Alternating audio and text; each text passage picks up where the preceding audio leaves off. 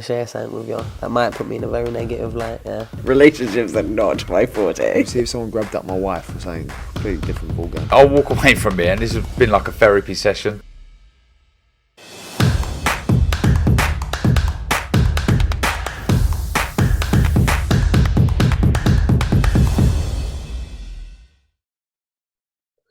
Razavani for IFL TV, proudly sponsored by Everlast. Delighted to have with me my man all the way from Washington, D.C., Dan Rafael. Dan, firstly, appreciate you jumping on today at short notice. How are we doing?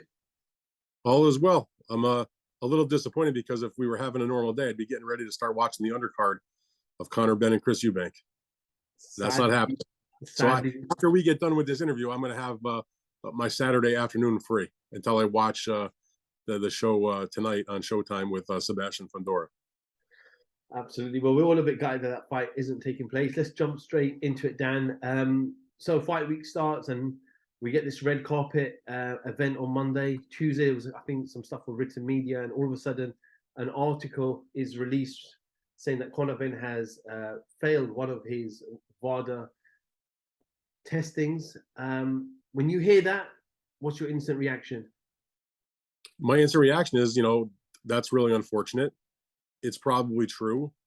And the fight's probably going to be canceled or postponed. And it's a disappointment. And you kind of just shake your head and you're disappointed because you hope that athletes are clean. And that sometimes at times that there's going to be fighters that test positive and you don't know who it's going to be.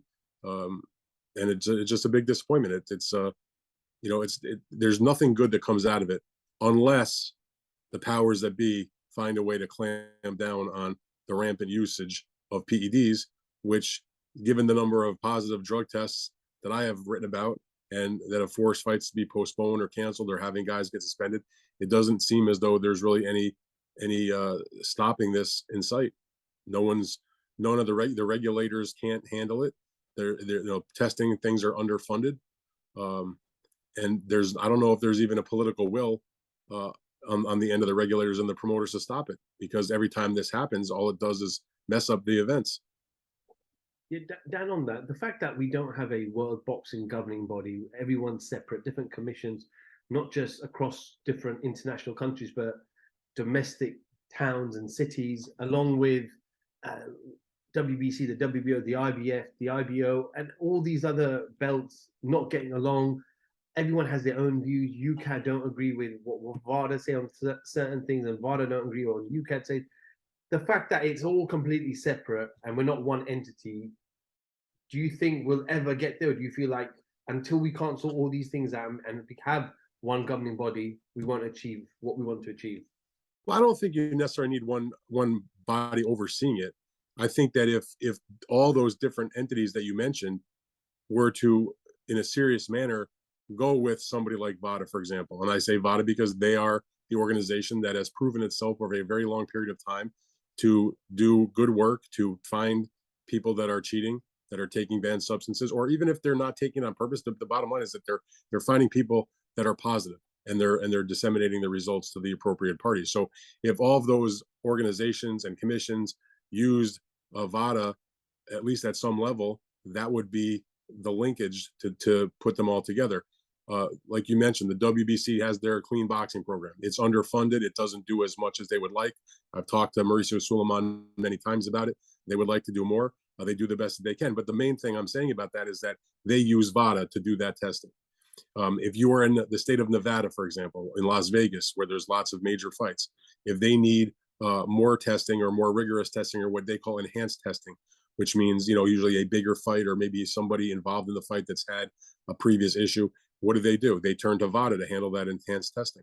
So there are places out there that will try to use that same testing agency. And it would be a good thing if, for example, if the British board and Ukad would allow Vada testing to be part of their situation also, because one of the technicalities that came out during this whole controversy with the Conor Benn and Eubank fight was the fact that Benn had not failed the Ukad test, which is the official doping agency for the British board, but they don't accept the Vada results, but he had failed the Vada test. And the reason he was taking a Vada test was because he and his opponent, Chris Eubank, had on their own paid extra money to sign up to have Vada testing. And so it seems kind of preposterous for a legitimate testing agency like Vada to not have their obviously legit results recognized by the governing body in the UK. That just makes no sense. Dan, when Eddie says that he passed his Ukad tests and the board recognizes Ukad and not Vada, does Eddie have any legitimacy in saying that we should just not look at Vada almost and say, well, he passed his Ukad test, the board only accepts Ukad. But as a person from the outside, when I look in, you could have done your Ukad test 3-4 weeks after the Vada test when things are out of your system. It's not so much that what you just said about the timing. It's okay. I don't dispute that he passes Ukad test. Fine, he passes Ukad test, but that doesn't change the fact that he failed the Vada test. You can't turn a blind eye to that. That's still a reality. It's not like Vada was testing them against their will. They signed up for it. They paid tens of thousands of dollars to have that program put in place. And I appreciate Eddie's position. It's a big event for the company, for his broadcaster, DAZN, certainly for Wasserman Boxing, for the fighters, for everybody involved, the fans, of course, looking forward to a big fight. So I feel that. I mean, I'm not unsympathetic to that situation, but you can't ignore the Vada test. And Eddie, all due respect to him, has his own video that's out there on social media that I have seen, that's on YouTube. That was, and I don't remember which fight it was related to, basically saying exactly what you and I are saying right here is, why have Vada testing and hire them to do testing, get back a positive result, and then just ignore it just because Ukad and the board don't accept that result? That makes absolutely zero sense, and he knows it. It's come to light that this was known around September 23rd of the failed test. Why do you feel like it's taken so long? And also, more importantly, 3 days, 72 hours before fight night for it to be leaked and come out in the papers? That's an excellent question. I've asked that question myself. Nobody seems to want to answer it or wants to divulge the answer or tell you what happened. But obviously, okay, back up. Conor Benn's sample, his urine sample, was given to Vada on September 1st. So it's very legitimate that it could take from September 1st to September 23rd to get the results back. These tests do take time. And I think some things that people are confused about is why would it take so long? And the reason is because it's not like they're just testing for one substance. There's different tests that are done for a multitude of substances. I don't know the level of testing that they signed up for, but Vada may be testing for dozens of banned substances during the course of these tests. So they're running multiple tests. Some take longer than others. Anyway, the point is it does take, could take 3 weeks as it happened to get those results back. So as soon as Vada gets the test results back, as they always do, as soon as they get those test results in their possession, they notify the appropriate parties, the fighter camps, the local regulator, etc., of what the results are. So they do the same thing. They send the same thing if the tests come back negative. They send out the email telling them that it's negative. In this case, there was an adverse finding, meaning positive, for that banned substance. And so you have to ask yourself what, in fact, was happening between the 23rd and 3 days before the fight. They had 2 weeks to deal with this. And so until somebody on either the promotion side or the fighter camps or the British board come out and say exactly what happens, the only thing that you can conclude, in my mind, is that they were doing everything that they could to make sure that the fight happened, that they were trying, for lack of a better phrase, trying to just sweep it under the rug, trying to cover it up. Let's deal with it after the fight. They wanted this fight to happen. We all know that. And the fighters, I watched their interviews that they did on the Wednesday at their open workout, which was laughable because they were doing an open workout hours after this result had come out, like nothing had happened. And they both made it very clear, both Conor Benn and Chris Eubank Jr., that they wanted this fight to go forward, but it's not up to them. It's up to the authorities, the regulators, to handle the fight. And, in the end, the promoters did the right thing. They I guess in conjunction with the board and certainly with their broadcaster, everybody probably got together and had a conversation or multiple conversations. The lawyers are involved. Everybody is involved. And I think they finally realized we cannot possibly go forward and do this fight, and the plug was pulled. And that's a good thing, but it shouldn't have taken 2 weeks to the point. It should have been handled. I'm not going to say they should have done it like on the day they got the results. Yes, you can take a day or two to sort of maybe figure out what happened, ask some questions, have some conversations, but it doesn't take 2 weeks. Dan, as you mentioned, that Chris Eubank Jr. and Conor Benn both came out on Wednesday, and they both had said that we're happy to proceed. We know Chris Jr. is a fighter, and he worked tremendously hard to get to weight. He said he was going to make weight. You can see that he was absolutely ripped to shreds, as he always is. But should someone from his team have put their hand around Chris Eubank Jr. and said, Chris, we are taking you out of this fight? Because as a fighter, the fighters will just jump in the ring, no problem. But should more authority have been around Chris and say, you're not fighting? Yeah, absolutely. I mean, that, like you said, the fighters, by definition, they're fighters. They're going to fight. I mean, they fight through adversity. They fight through cuts. They fight through injuries. Certainly, they would go through with the fight, for the competitive spirit that they have. Plus, look, they know there's millions of dollars or pounds riding on the fight, that if you don't get in the ring and do your business, you don't get paid. And, I don't know any boxer that wants to go through that kind of rigorous training camp and 3 days before the fight have it not happen and you don't get a dime in your pocket. And that's unfortunate too. But again, that's the reason why you have regulators. Regulators regulate, promoters promote, managers manage, and fighters fight. Everybody has their job to do, and it's out of their hands sometimes when it comes to that. And I'll tell you a quick story about that exact situation that you're talking about. I'm not going to name the name of the fighter because I don't want to, or his family. I don't want to put them out there like that. But I covered a fight a long time ago where there was a drug testing situation, and it was still not known whether the fight was going to be called off or was going to stay on. And I happened to be with the father of one of the fighter whose opponent had tested positive, and he was losing his mind because they hadn't made a decision yet, and he felt like it was going to be up to him. Should he pull his son out of the fight, let the kid fight? He didn't know what to do.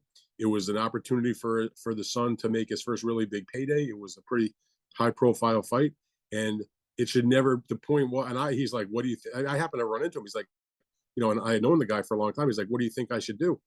I can't tell you what to do. It's your, your son's career and, your family and all that.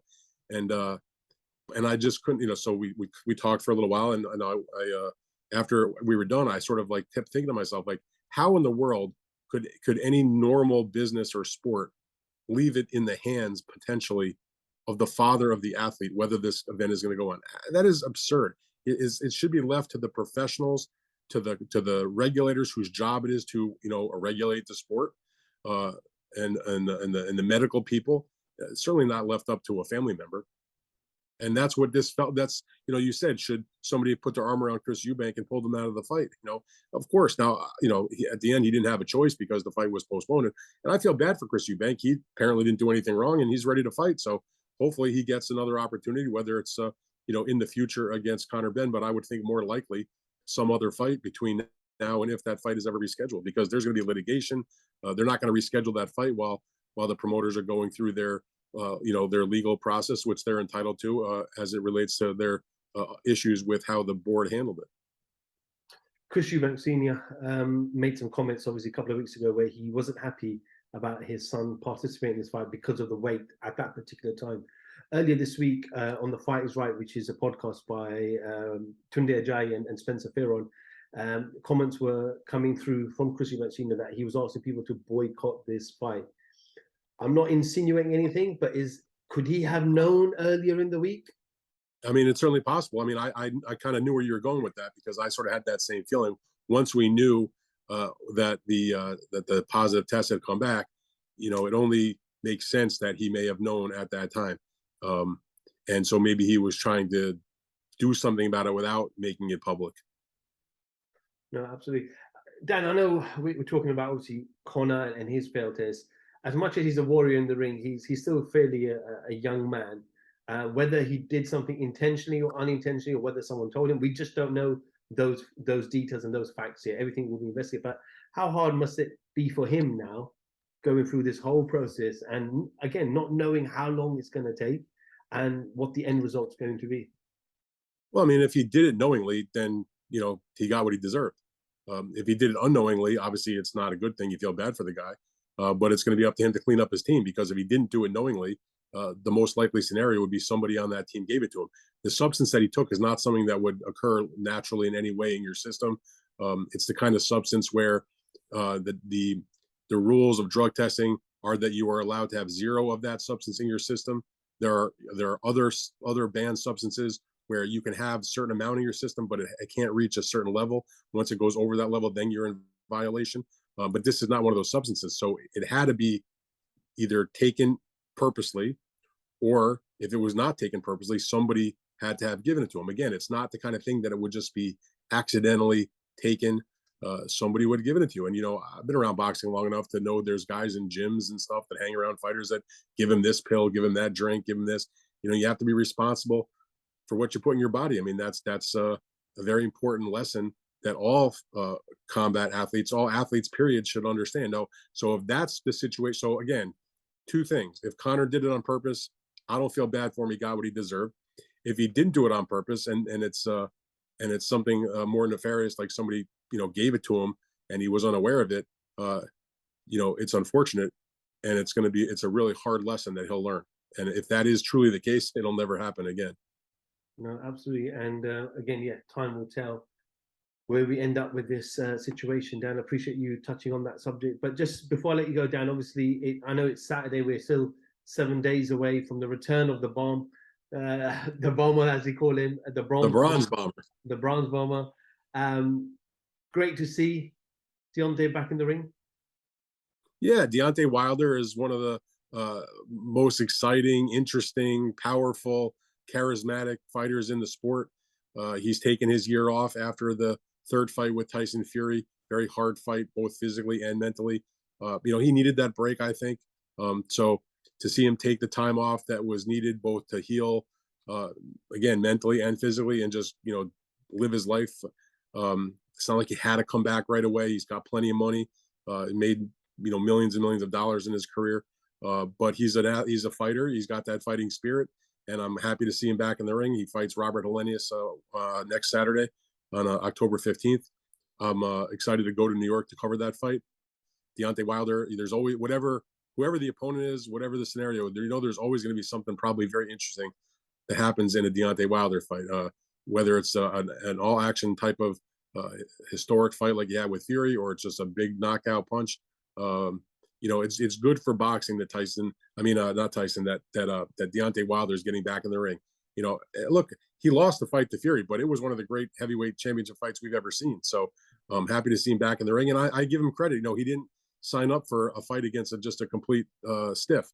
I'm not saying Robert Helenius is on the pound for pound list, but Robert Helenius is a very capable, competent, quality heavyweight contender, and he's similar sized. He's had a couple of good wins in a row. And I think it's a real fight. Dan, sticking with the heavyweights, we were all getting excited. Fury Joshua. I know it was overshadowed by obviously the Benn stuff. I wasn't getting excited because I never believed it. Well, this whole Benn stuff kind of overshadowed comments that the Warren's team made, and obviously Eddie made during the beginning of fight week earlier this week. But there are rumors, and I don't know if you know much more about a potential trilogy that Fury might be fighting Derek Chisora. Well, I mean, he said, going back a few weeks ago that he was going to, fight Derek Chisora, and we all kind of like, huh? I mean, it's not like the first two fights were classics. They're also many years ago. Tyson Fury won both of them handily.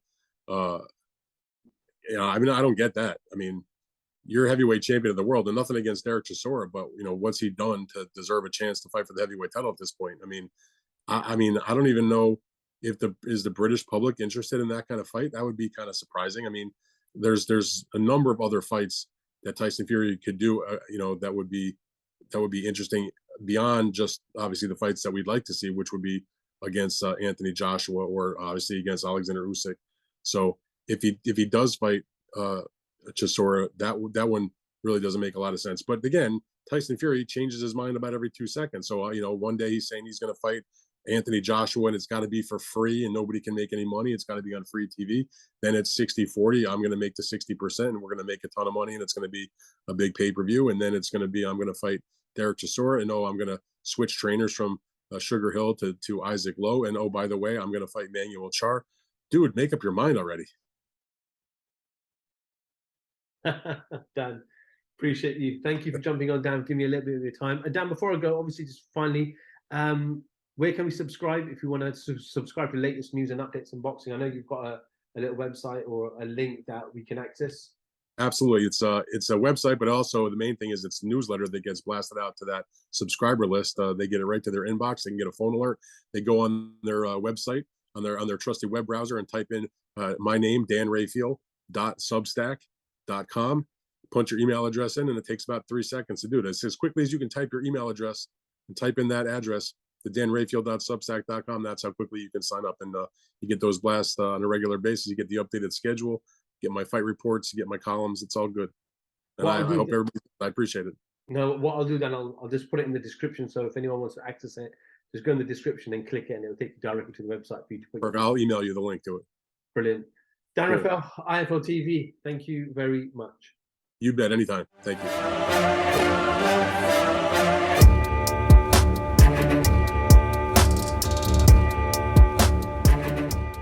I'm going to share something with you that might put me in a very negative light, yeah. Relationships are not my forte. See if someone grabbed up my wife or something completely different ballgame. I'll walk away from it, and this has been like a therapy session.